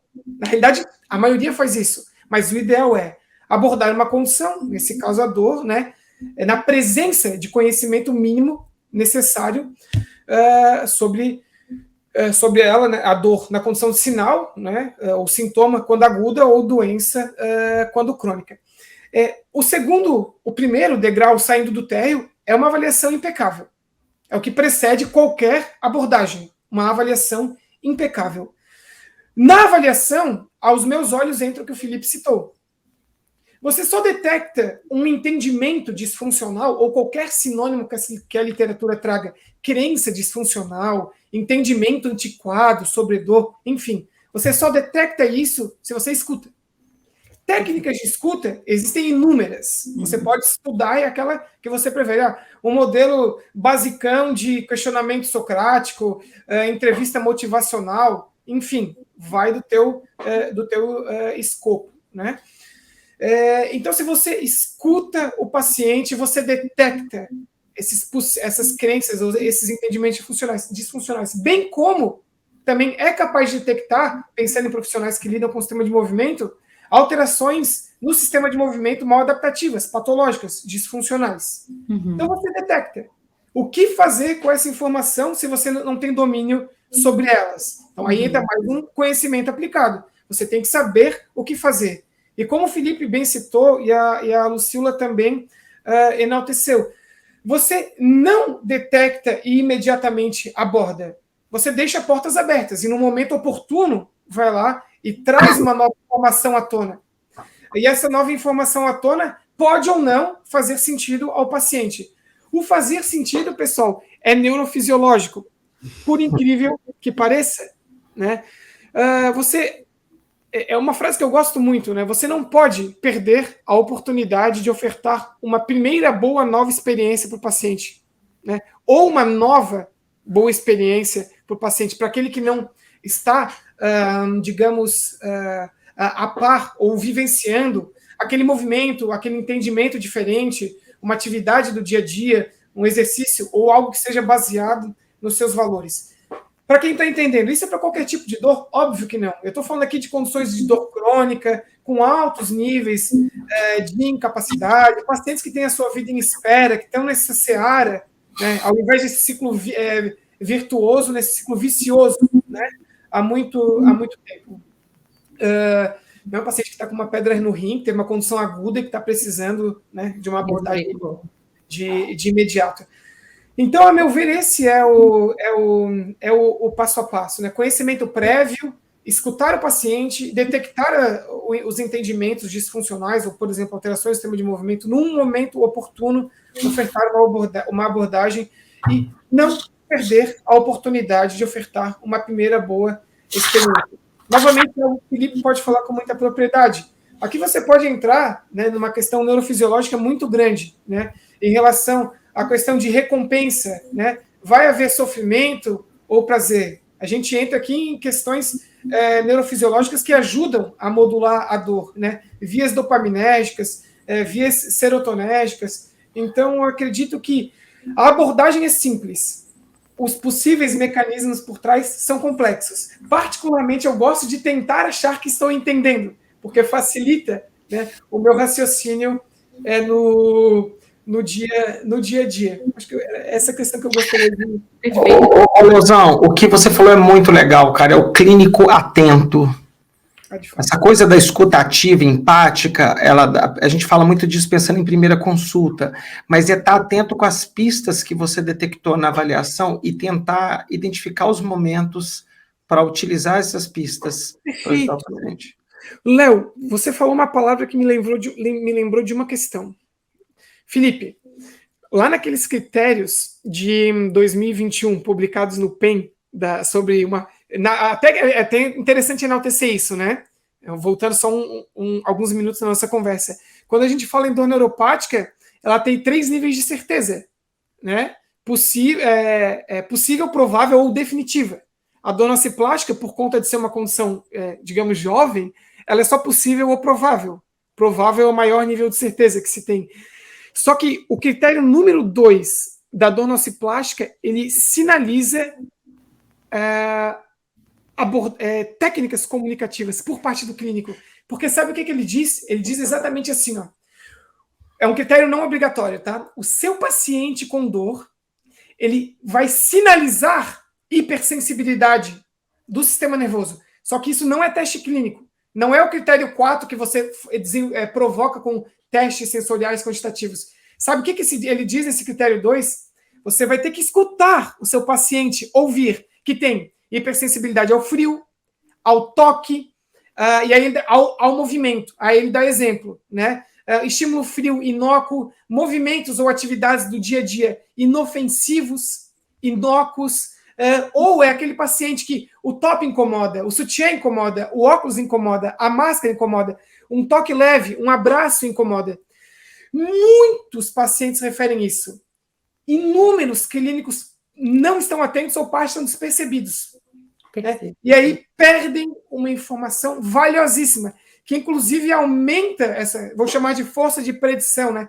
De uma possível para uma provável dor nociplástica. Então, observem, até em critérios atuais, mesmo falhos, né, mas são os únicos que temos, que sinalizam a necessidade de você estar atento na avaliação. Sherlock Holmes está ali investigando, atento, full time. Né? Legal, muito legal. Luluzinha, você tem alguma pergunta para finalizar aí? Como é que a gente vai? A gente tem poucos minutos aqui para acabar. Não, eu estou super satisfeita. E se eu for pegar a mensagem de tudo assim, que foi dito, é complexo. Tem muita coisa nova. Pelas próprias falas do Felipe, não sei se ele disse isso, mas a minha interpretação é que muita coisa ainda é passível de alteração, porque estão sendo investigadas ainda. Mas finalizando com o resumo que o Léo fez agora, que foi muito legal, assim, que sempre foi o meu grito interno, que todos escutem mais seus pacientes, tenham mais tempo para suas consultas, estejam mais atentos, olhando, se colocando no lugar do paciente. É muito incômodo ver uma pessoa que está querendo rapidamente te tirar dali para o próximo, e você não consegue falar exatamente aquilo que está sentindo e te incomodando, e muitas vezes é onde erramos, é onde faz que um paciente pule de uma sala para outra, que busque em coisas bastante alternativas, e que volte naquilo que eu falei, que dos charlatões, que eles escutam, eles têm tempo, eles querem ouvir.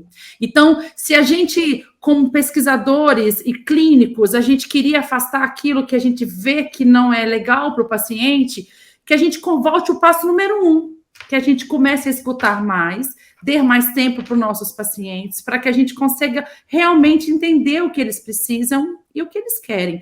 Porque não falar de dor é complexo e tratar também. Então, eu gostei muito do que foi dito aqui. Não tem pergunta adicional, só uma reflexão mesmo. Eu tenho uma rapidinho para os dois, Lu. Vocês têm um compromisso de responder rápido. Com tudo isso que vem de informação nova de dor, na prática, vocês observam melhora desses pacientes? Ou qual que é a visão do futuro, talvez? Qual que é a visão do futuro? Vocês acham que a implementação desses conhecimentos vai melhorar o cuidado dos pacientes, sim ou não? E por quê? Não, eu acho que a gente precisa melhorar ainda instrumentos de avaliação. Eu acho que a gente ainda precisa entender um pouco mais sobre esses instrumentos, né, quais são os instrumentos que a gente tem,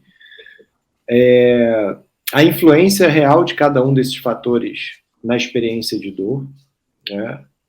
E eu penso que a gente saiu de um modelo que era bem focado para um modelo mais amplo, né? Então, assim, as pessoas treinadas em avaliar pessoas, né, pacientes com dor, elas olham o paciente com um olhar muito mais amplo, né? Elas não são restritas. Então, acho que essa já é uma grande modificação na prática, tá?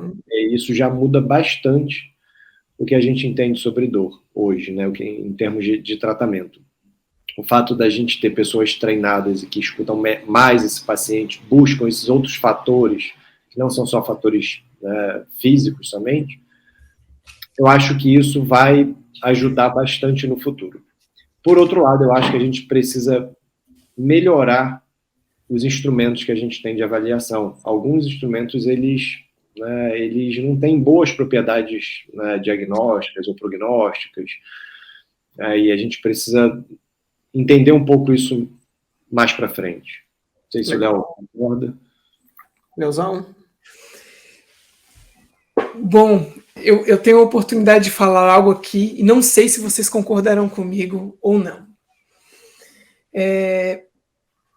eu não leio artigos. Eu gosto de estudar um artigo. Eu prefiro a qualidade do que a quantidade. Ótimo. Porque tem muito mais do mesmo.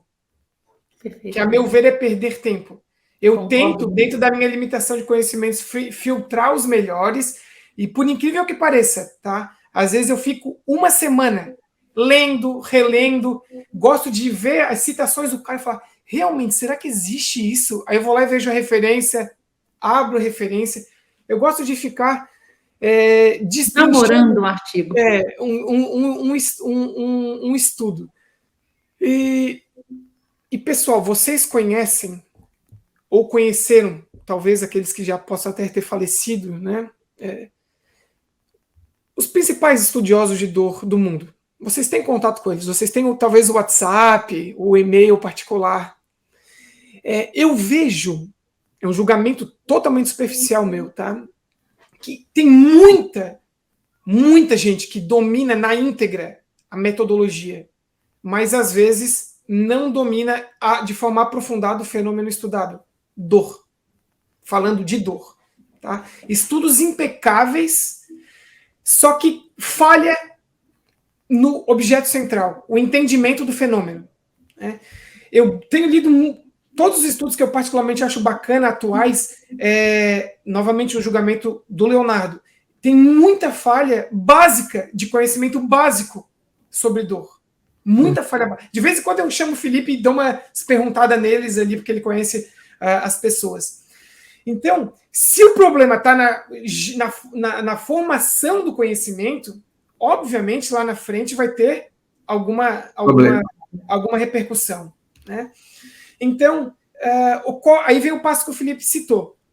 Se tem problema na gênese do conhecimento, obviamente as ferramentas que virão, né, com a acurácia delas, vai ter algum tipo de prejuízo, algum tipo de dificuldade. Algo que eu vou dar um exemplo que eu conversei com o Felipe. Lá quando publicaram aquele Delphi em 2022, esse ano, em janeiro, no PEN, eu falei, mas não consideraram aqui subcategorias de dor nociceptiva, reduziram tudo a mesma coisa. Um estudo que tem os caras mais do mundo, né, de dor. Aí eu já fiquei meio reflexivo sobre isso. Lembra, Felipe, que a gente conversou? Então, eu acho que a questão está lá na gênese e eu não faço ideia de como conversar isso com um cara que é renomado sobre dor. Mas, independentemente disso, Léo, Felipe, Lu, mesmo que existam limitações, a implementação ela é nula na clínica. Ela ainda existe. É uma implementação. Então, mesmo que existam falhas, por exemplo, nas ferramentas ou no conhecimento, a implementação é nula. E aí eu tenho um chute convicto que, mesmo com as limitações, se o conhecimento contemporâneo, por exemplo, uma avaliação baseada com essas ferramentas, né, que apresentam, por exemplo, a acurácia diagnóstica, prognóstica atual, fossem entregues, de fato nós iríamos minimizar erros muito esdrúxulos ou grotescos e, de alguma forma, né, auxiliar numa melhor ou numa menor, né, incidência, aí, por exemplo, de casos de dor, independentemente daqueles que sejam. Então, a meu ver, o problema está na gênese. Vocês estão tentando solucionar existe a produção de ciência, existe a divulgação de ciência, que é uma ciência que não existe e que, inclusive, é subjugada, subestimada e mal falada. Porque aí vocês estão fazendo. Então, produção, divulgação, né? Aí falta um gap do entendimento, que aí é de interesse do ser humano, a pessoa tem que sentir essa necessidade para se envolver e estudar, e talvez um dos mais difíceis, implementação. Por quê? Explicar para uma pessoa algo que ela não sabe que existe e que muito menos sabe que precisa é desafiador. É desafiador. E isso fazer sentido, ela ir atrás, dedicar tempo, porque não é fácil, para tentar compreender e implementar no seu dia a dia. É impossível? Não. É possível? É difícil? Sim. Aí cabe muito de estratégias para você tentar tocar o próximo. Quem é? Quem está na ponta do iceberg. O clínico é o cara que suja a mão, a meu ver. Né? O cara que está in the game. Então, gente, respondendo a pergunta do Léo, Léo, acredito que sim. Nós atualmente temos conhecimento, ferramentas de avaliação e ferramentas de tratamento passíveis de diminuir ou até estabilizar aqueles dados feios que vocês trazem no The Lancet, né? Que ao invés de estabilizar ou diminuir com toda essa panaceia informativa, só aumenta. Pelo menos estabilizar ou diminuir. Só que talvez a implementação ela inexista. Falha. Ela seja nula. Então, Perfeito. em ferramentas, a meu ver, sim, elas não são empregues. Talvez essa seja uma das problemáticas, né? Até desacelerar um pouco em produção de ciência e focar mais na implementação de ciência.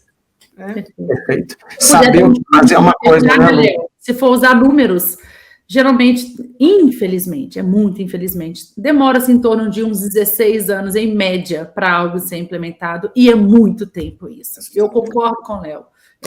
Ou desimplementado, né? Nem sei se essa palavra existe na língua portuguesa, né? Em inglês tem implementation.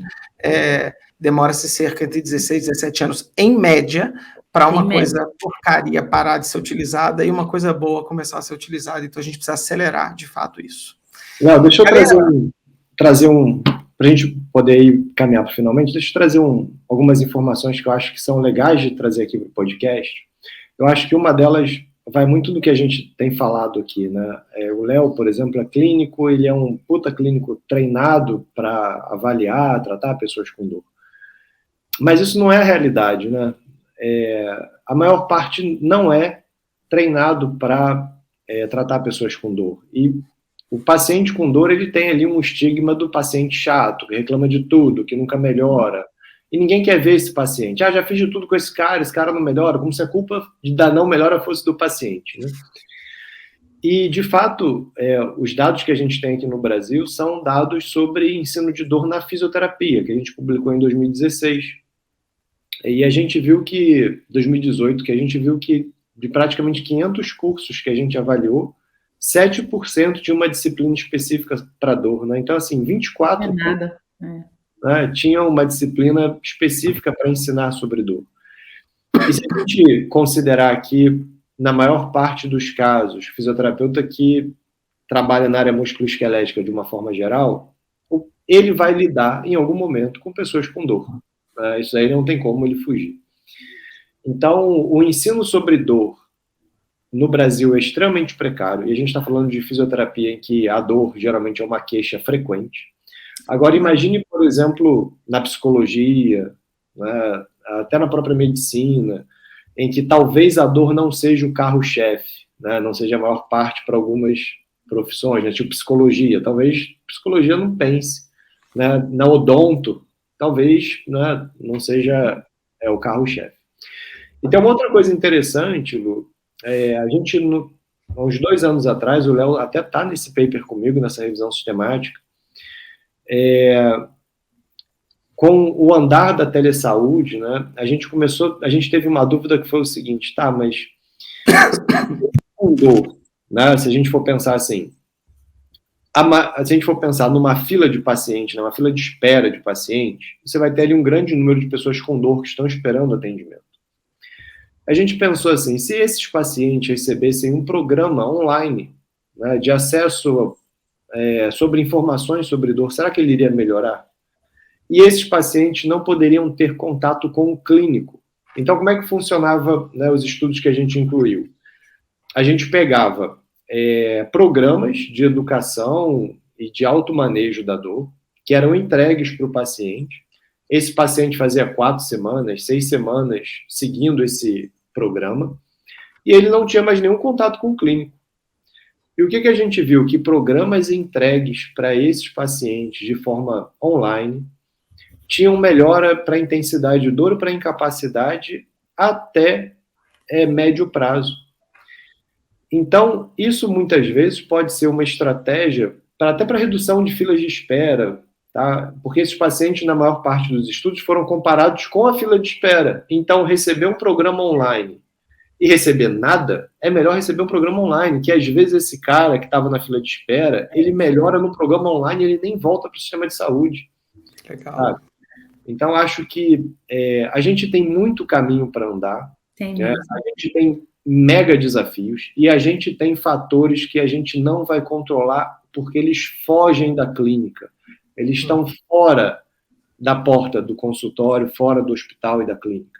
Eu me lembro muito bem de uma vez que eu estava assistindo uma palestra de uma pesquisadora canadense, da Melanie Noel. Ela trabalha com crianças, estudadora em crianças de uma forma geral. E ela estava falando que experiências adversas da infância eram fatores de risco para dor quando a criança se tornava adolescente. E ela falava que as experiências adversas da infância eram separação dos pais, o pai foi preso. Eu me lembro de uma colega da África do Sul, a Jack. A Jack foi lá no microfone e falou assim: mas isso que você está chamando de experiências adversas, no meu país, na África do Sul, é muito diferente. É tiroteio, é pobreza, é coisa que você não vê no Canadá. Uhum. E é a realidade que a gente vive aqui. A gente não vai conseguir, muitas vezes, mudar a realidade social do paciente, e isso pode ter um peso grande para ele na experiência de vida. Perfeito. Então, mais do que o profissional individual lidando com o paciente, a gente precisa pensar em políticas de saúde voltada para pessoas com dor crônica, considerando que a dor ela traz gastos diretos e indiretos, né? Aposentadoria precoce, presenteísmo, a gente tem uma série de repercussões que a dor traz, mas se a gente for olhar o programa do governo para até 2030, sobre o que ele pensa em saúde, né? Em nenhum momento ele fala sobre dor, né? Fala de mortalidade infantil, fala de acidente de trânsito, fala de acidente, né, tiroteio, mas em nenhum momento ele fala de dor, né? Então, isso é mega subconsiderado, né, pelas políticas públicas de uma forma geral. É complicado. Gente, a gente poderia ficar aqui horas, né? Porque eu sempre falo assim, eu lembro a primeira vez que eu escutei o Felipe palestrar e eu ficava assim, não, dá vontade de ficar perguntando e horas, não deixa acabar. E a semana passada, quando o Léo fez uma live com o Léo, eu não estava participando, mas eu estava aqui escondida com as crianças, com foninho de ouvido ouvindo, e dava vontade de ligar meu microfone para entrar na conversa, que é um assunto que não tem fim, né? E batemos o nosso recorde hoje. O maior podcast. E eu tenho certeza que dá uma sobra para a gente um dia voltar e falar mais, porque esse assunto tem muita coisa legal para se falar. Mas que delícia de assunto. Queria muito agradecer o Felipe e o Léo pela participação, pelos conhecimentos divididos. Eu tenho certeza, eu aprendi um monte. Eu tenho hora que eu abaixo a cabeça e começo a anotar, mas eu vou anotar que eu quero ler isso depois. Que foi muito legal. Muito obrigada mesmo. Obrigado, Felipe. Obrigado, Léo. Deixa eu fazer uma coisa que a gente gosta sempre de fazer no final. Léo, onde que a gente acha nas redes sociais? Onde que você gostaria de ser encontrado? Você tem uma formação de clínicos para dor, seria legal você divulgar também. Coloca aí. Onde que a gente acha o Léo Ávila? Perfeito. Eu estou assíduo no Instagram. Legal. Meu perfil chama-se Tudo Sobre Dor. Né? E já que você me deu a oportunidade, para quem tem interesse, sim, eu tenho um curso, uma capacitação online sobre dor, tem mais de 110 horas aulas já disponíveis, além de um plano que eu o nomeio como resenhador, né, um plano de educação continuada. Todos os meses eu disponibilizo em torno de 2 horas e meia, fragmentadas em 2 videoaulas para profissionais da saúde. Estudos do mês, né, que foram... no caso, publicados, eu desenvolvo resenhas, transformo em videoaulas e oferto para quem nos assina. Será um prazer, né, ter interessados comigo, para todos os profissionais da saúde, independentemente da graduação, graduados ou graduandos. Nós vamos colocar o link na descrição do vídeo e lá nas plataformas de podcast também, tá bom? E você, Felipe, onde a gente te acha, querido? Léo, meu perfil, Felipe JJ Reis, mas eu também queria convidar as pessoas a conhecerem o Pesquisa em Dor, né, @Pesquisa em Dor, ou o site www.pesquisaemdor.com.br, porque lá tem muita ferramenta e muita informação para as pessoas que lidam com dor, tanto paciente quanto clínico. Ou todas as manhãs do futebol e no Recreio dos Bandeirantes, é isso? Podemos marcar isso aí, é fácil. Ô Lu, onde que a gente acha, meu amor?